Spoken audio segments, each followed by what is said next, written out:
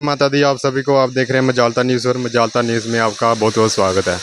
तो इस समय हम पहुंच चुके हैं माँ पिंगला के दरबार में और यहाँ पर और अंदर जाके भी आपको हम दर्शन करवाएंगे माता रानी माँ पिंगला के दरबार के। और तो कहते हैं कि यहाँ पर माता रानी का जो शेर का जो पंजा है जो वो यहाँ पर लगा हुआ है, साक्षात देख सकते हैं आप यहाँ पर।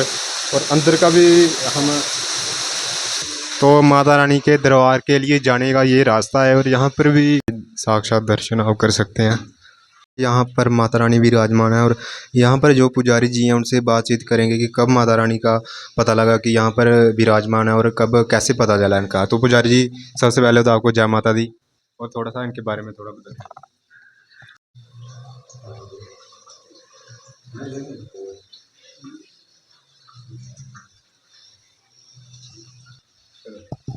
सबको जय माता दी।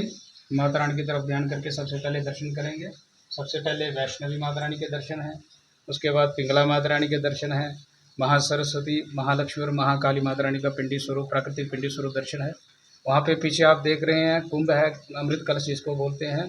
कहते हैं कि जब यहाँ पे माता रानी का प्रकटे हुआ था तो छोटे छोटे बच्चों को माँ भगवती जो है खीर बना के खिलाया करती थी।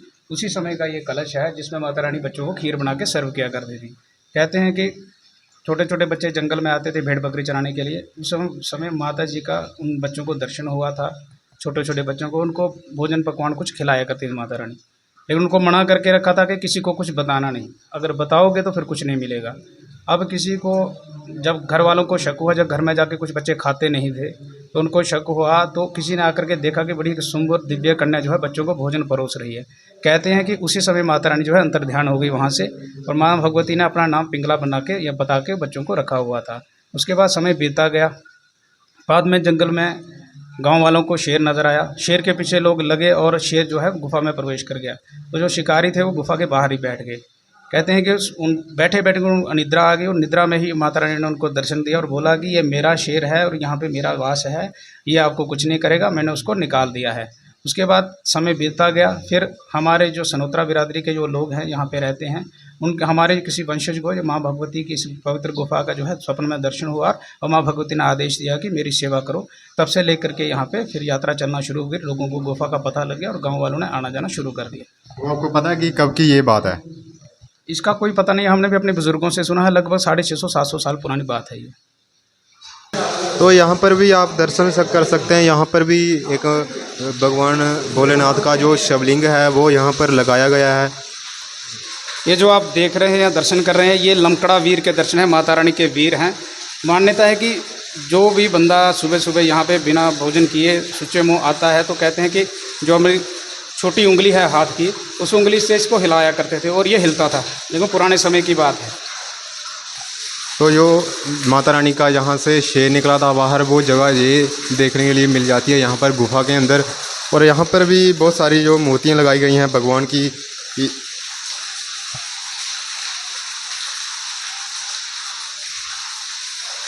यहाँ पर आप लाइव दर्शन कर सकते हैं माता रानी के, माँ पिंगला के दरबार के जो लाइव तस्वीरें ये आपके साथ साझा कर रहे हैं हम। और यहाँ ये सुंदर नज़ारा देखने के लिए यहाँ पर माँ पिंगला के दरबार में मिलता है। तो ये गुफा है, बाहर जाने के लिए रास्ता और ये अंदर आने के लिए रास्ता है। बहुत ही अच्छी जगह है, आप भी यहाँ पर आइए और माता रानी के दर्शन करिए।